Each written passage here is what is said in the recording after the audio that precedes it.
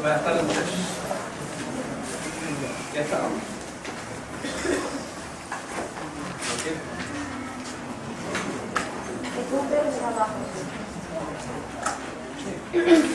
Ah, ya. Hay enfermedades infectocontagiosas y hay enfermedades autoinmunes que consume el sistema de complemento. Son las llamadas enfermedades consumidoras de complemento. No todas las enfermedades hacen eso. Los microorganismos muy patógenos, muchos virus, algunas enfermedades parasitológicas o parasitarias, como les digo, casi todas las enfermedades autoinmunes, o en términos generales, enfermedades inmunológicas. Entonces, para comprender bien esto, veamos cómo se comporta el sistema de complemento, ¿cierto? Hay una interacción entre el antígeno, el anticuerpo y el complemento. Es una práctica que también ustedes van a hacer en el laboratorio, ¿de acuerdo?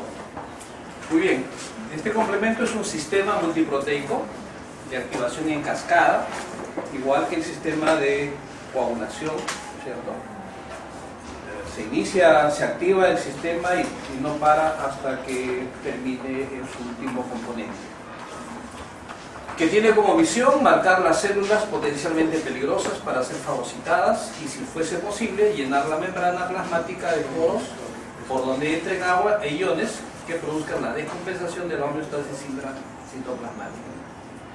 Para tal caso existen tres vías de activación: la clásica, la llamada clásica, la alternativa y últimamente la vía de las lectinas. Este complemento, el sistema de complemento, es un mediador humoral primario de las reacciones antígeno-anticuerpo.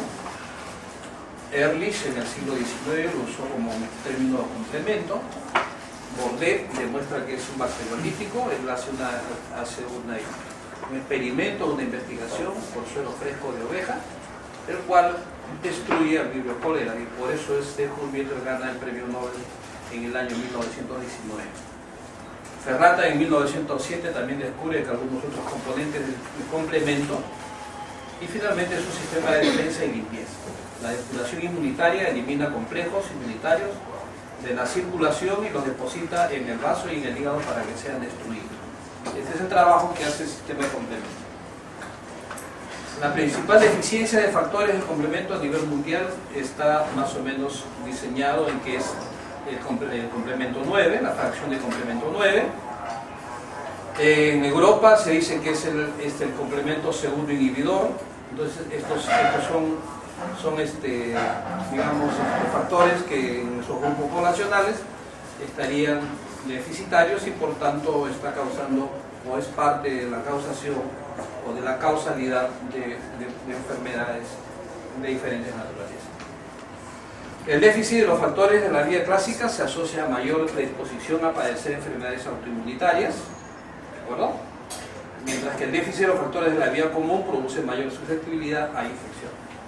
Vean ustedes la implicancia que tienen los factores del sistema de complemento, o las proteínas del factor de complemento, que vamos a quedar así de ese modo, que tienen que ver con una serie de enfermedades. Consiste en una cascada, como decíamos, de activación enzimática en un conjunto de proteínas cuya finalidad es la de producir la lisis bacteriana. Los componentes del complemento son más de 30 proteínas séricas solubles y la mayoría de ellas se sintetizan en el hepatocito. Se encuadra dentro de la inmunidad innata o inespecífica, aunque, como se verá, posee un nexo con la inmunidad específica o adaptativa gracias a una de sus vías de activación. Como decimos, las principales funciones: lisis del microorganismo o celulariana, principal mecanismo efector de la respuesta inmune mediada por anticuerpos; el actuar como anafilotoxina reclutando células para la respuesta inflamatoria; la amplificación de la respuesta humoral específica; la eliminación de los inmunocomplejos, función realizada por la vía clásica. Algunas funciones básicas del sistema de complemento, sobre todo para que tengan un cuadro en las funciones en este lado. claramente inmunocomplejo, fagocitosis, quimiotaxis, aquí con ese, de estas proteínas, citólisis, atrapamiento de complejos en centros seminales, de algún modo, fagocitosis, anclaje de endotelio, diaperesis, etc. Las funciones de las fracciones proteicas del sistema complejo. Las vías de activación, como decíamos, clásicamente se describían dos vías, la vía clásica y la vía alternativa, o vía alterna, o también llamada vía de la proteardina, y recientemente se descubrió esta otra vía, que es la vía de las lectinas unidoras a manosa. En la actualidad ya se han caracterizado inmunodeficiencias causadas por alteraciones en proteínas propias de esta vía. Hay activadores de este sistema por la vía clásica. Tenemos específicamente a los complejos inmunes, a las células apotópicas, tóxicas, como quieran llamar, algunos virus y bacterias gram negativas. La vía alterna lo hacen algunas bacterias, los hongos, algunos virus y células tumorales. Y la vía de las lectinas, microorganismos con grupos de manosa terminal. Esto es este esquema es la parte fundamental, cómo se organiza para que se active el sistema de complemento. Todas las proteínas, las fracciones de la proteína C1 tienen que unirse entre sí para activar el sistema de complemento por la vía clásica. Forman, como dice acá abajo, un complejo, ¿no es cierto? Es una macromolécula, finalmente, que se forma para activar la vía clásica. Entonces se inicia con la unión del C1Q a la fracción cristalizable de las inmunoglobulina G, inmunoglobulina M, excepto la IgG. Por tanto, esta vía es el nexo del sistema de complemento con la inmunidad específica. Necesariamente, para que se active esta vía, el anticuerpo debe estar unido específicamente a su antígeno, formando entonces los denominados inmunocomplejos.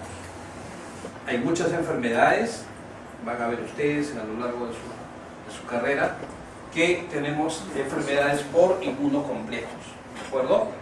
Y vean ustedes la actividad o la presencia de estos elementos. En definitiva, la vía clásica se activa cuando reconoce inmunocomplejos antígeno-anticuerpo. La IgG1, la 2 y la 3 y la IgM activan la vía clásica. La IgG3 es la más activa en esta vía. DNA, proteína C reactiva, tripsina también activan la vía clásica. Los componentes de la vía clásica, las fracciones proteicas C1, C4, C2, es más o menos ese orden en que aparecen y se juntan, ¿cierto? Cuando se activa C1, inmediatamente atrae a C4 para su activación conjunta, y luego los dos activan C1, C2. Entonces se forma un inmunocomplejo nuevamente, C1, C4, C2, en ese orden. La segunda es una proteasa multimolecular con capacidad para unirse a microorganismos patógenos y convertir una señal de reconocimiento en eventos protolíticos altamente específicos. El C4 es un complejo formado por 3 cadenas polipeptídicas, alfa, beta y gamma. Este componente es codificado en el brazo corto del cromosoma 6 y forma parte de las moléculas de clase 3 del complejo mayor de histocompatibilidad, que vamos a hacer una clase posterior de esto. Y la C2 también es una molécula que contiene la subunidad catalítica de la llamada convertasa S3. Esto es muy importante, la presencia de esta convertasa S3 es muy importante para la vía clásica. Perdón, y no solamente para la vía clásica, sino también para la vía alterna. Aquí, justamente de la vía clásica de activación del complemento, es una molécula clase 3 del complejo mayor de histocompatibilidad. Acá vemos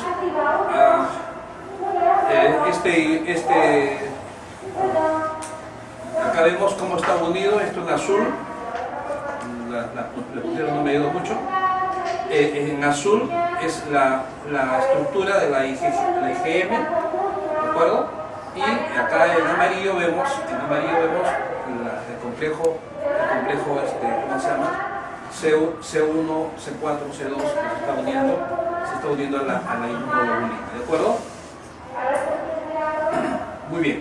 La vía alternativa, que es la otra vía, por la cual se activa el complemento, compuesta por 4 proteínas séricas, C3, factor B, el factor D y la properdina. Como decíamos antes, antiguamente se llamó la vía de la properdina. Se le cambió ahora por la vía alternativa, o vía alterna también. La ruta alternativa se activa directamente sobre la superficie de muchos microorganismos a través de los factores C3 y factor B. El principal desencadenante es el reconocimiento de los polisacáridos. Es sobre todo en los primeros años de vida el principal mecanismo de defensa frente a las bacterias encapsuladas. Es desde la vía de las lectinas, se activa sin la necesidad de la presencia de anticuerpos. Su mecanismo de activación es en esencia equivalente a la vía alternativa, siendo específicamente manosas los antígenos microbianos reconocidos y siendo las lectinas las proteínas del complemento que inician esta vía. Las lectinas son proteínas que reconocen blancos de carbohidratos específicos y se unen a ellos. Entonces, la vía de la lectina se activa por la unión de lectinas que une manosa a residuos de manosas en grupo proteínas o carbohidratos en la superficie del microorganismo, incluidas ciertas cepas de salmonella, listeria, neisseria, streptococcus, cándida, albicans, etc. Y el complejo formado causa segmentación y activación de C4 y C2, que como decimos antes, en la vía clásica estos dos pertenecen a la activación de la vía clásica. ¿De acuerdo?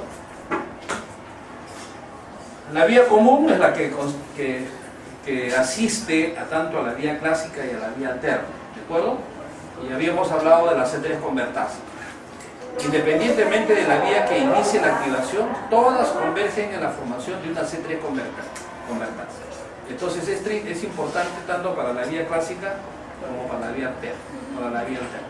Punto desde el que se pone en marcha una ruta común para la formación de complejo de ataque a la membrana. Complejo de ataque a la membrana. Este complejo de ataque a la membrana se forma por el ensamblaje de las proteínas C5, C6, C7, C8 y C9 sobre la membrana microbiana, formando en ella un poro cuyo efecto esencial es producir una notable desequilibrio osmótico en el microorganismo que conduce a su vez. Acá vemos el esquema completo, ¿cierto? Tanto para la vía clásica, la vía de las lectinas y la vía alterna. Acá el C3 convertasa, la unión de las tres vías, y finalmente termina esto en C9, ¿cierto? En C9 con la destrucción de los microorganismos o células patógenas. La presencia de estos inhibidores de C1, factor H, factor 1 y MCP son muchas veces los activadores del sistema, y en este caso inhibidor de C1, para que en este nivel de C1Q, C1R y C1S no se siga activando el sistema, ¿de acuerdo? Entonces este inhibidor de C1 es cuando ya el proceso ha terminado, entonces inmediatamente entra a tallar para que ya no se active nuevamente la vía clásica, ¿de acuerdo? Este es otro esquema que nos indica la lámina anterior también, ¿no es cierto? Con algunos aditamentos, por ejemplo, la vía lítica que termina en C9, ¿verdad? Complejo de ataque a la membrana. Esta es la vía citolítica. Otra manera de ver, ustedes pueden encontrar diferentes esquemas y todos los esquemas hablan de lo mismo, ¿de acuerdo? Quizás aquí podemos hablar de la ozonización, que también es una etapa de preparación para el antígeno, para que el complemento y el anticuerpo ataquen mejor al microorganismo, o a la agente externo. Acá tenemos elementos de inflamación, C3A, C5A, ¿de acuerdo? Bien. Quizás es un esquema más completo de lo que estamos hablando, un poquito más detallado, ¿no es cierto? Muy bien, las funciones biológicas del complemento, lisis celular que hemos hablado y acciones de los fragmentos proteolíticos generadores durante la activación. El primer tipo es la lisis celular, que esto básicamente es el trabajo que hace el sistema de complemento, ¿no es cierto? Ya lo hemos dicho. No solamente bacterias gram positivas, sino también gram negativas y todo elemento extraño. Y el segundo tipo, la respuesta inflamatoria por anafilotoxina, que es el más potente del C5A seguido del C5-3A. La opsonización de antígenos, lo que hablábamos antes, C3b, es la mayor opsonina del sistema de complemento. Neutralización de virus por unión del anticuerpo con el complemento, solubilización de inmunocomplejos, quimiotaxis, que lo hace C5A. En donde se producen estas fracciones, ¿no es cierto? En el hígado, en el vaso, en la célula epitelio intestinal, en los macrófagos, en los fibroblastos. Cada uno de ellos tiene la misión o la opción de formar diferentes fracciones proteicas del complemento. Varias formas de regulación, como decíamos antes, ¿no es cierto? El sistema tiene que autorregularse. La habilidad de las proteínas del complemento, es decir, se degradan fácilmente, o sea, simplemente dejan de funcionar, ¿no es cierto? Por propia degradación. Y si no, el complejo 1, el C1 inhibidor, que se une e inactiva C1R, C1S del complejo C. Las proteínas de control de complemento que inactivan la formación de C3 convertasa. También a ese nivel de C3 convertasa hay un control inhibitor. Hay receptores de complemento, ¿no es cierto? Hoy día también se conocen que existen receptores de complemento, así como existen hoy día receptores para citoquinas, receptores para diferentes sustancias inmunológicas, ¿no? CR1, que verdaderamente es el CD35. Su ligando es sobre todo el componente C3b y en menor medida el inhibidor. Este es un inhibidor del C3, no me ayuda el pseudo inhibidor del C3b. Está ahí, que va delante del nombre, ¿no es cierto? Es un inhibidor, ¿de acuerdo? Así como C3b, que es una fracción de C4b, que es una fracción de C4. Se encuentran en las células del sistema mononuclear, neutrófilos, de los linfocitos T y B y en eritrocitos.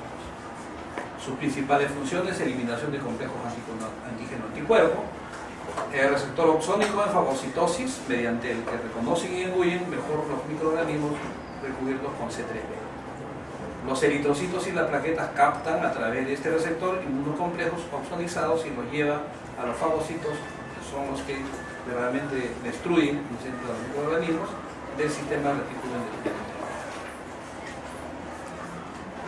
Receptores de complemento, su defecto de estos receptores también está asociado a pacientes con enfermedades que tienen lupus eritematoso sistémico.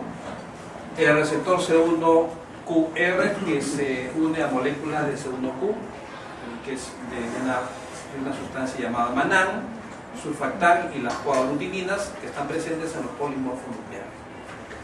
El receptor CR1, CD35, reacciona con fracciones C3b, C4b, es una glucoproteína de y el CR2, que es el CD21, que se encuentra en las células B formando un complejo trimolecular junto con otras dos proteínas que son CD19 y CD81.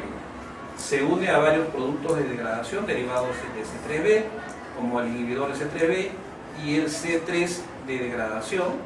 También puede ligarse con el virus Epstein-Barr, que causa la mononucleosis. Vean ustedes. Seguimos. Tenemos el receptor de CR3, que es un CD11B, integrado por las moléculas de C11A, B y C, y por la CD18. Está presente en los polimorfos nucleares, en los neutrófilos, en las células cebadas, en las células natural killer y en los linfocitos granulares, y tiene que ver con la adhesividad celular. Su carencia está relacionada a infecciones, desprendimiento tardío del cordón umbilical, etc.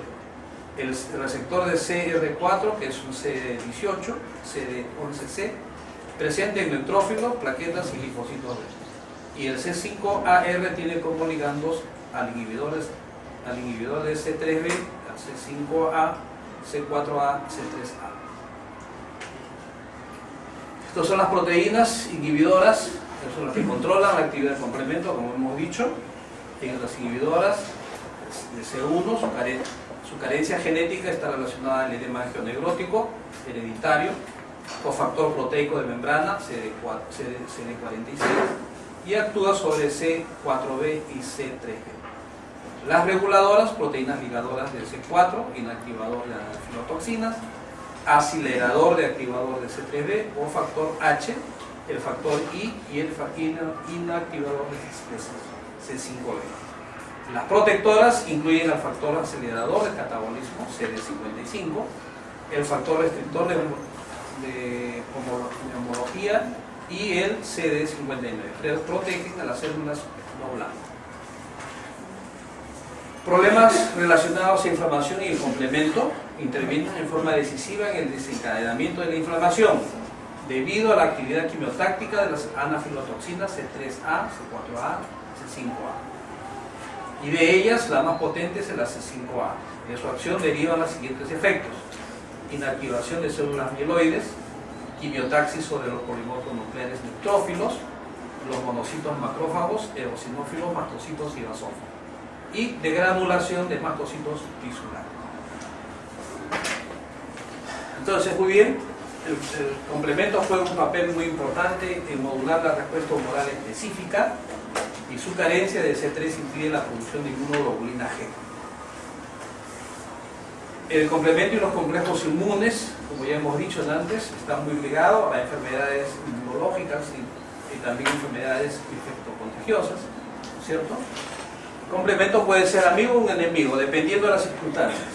Bajo condiciones fisiológicas, el complemento promueve la depuración de complejos inmunes, un importante medio de eliminar anticuerpos unidos a bacterias. Sin embargo, si los complejos inmunes no pueden ser eliminados, el complemento se activa crónicamente y puede incitar la inflamación, tal es el caso, por ejemplo, de esta enfermedad de Creutzfeldt-Jakob. Las deficiencias del complemento están relacionadas también, como vemos aquí en esta lámina, a una serie de enfermedades importantes, ¿cierto?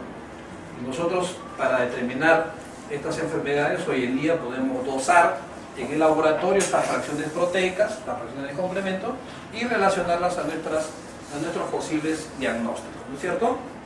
Lupus eritematoso, glomerulonefritis, vasculitis, con todas estas fracciones. Infecciones recurrentes, infecciones crónicas, infecciones como meningitis, gonocócicas, etc.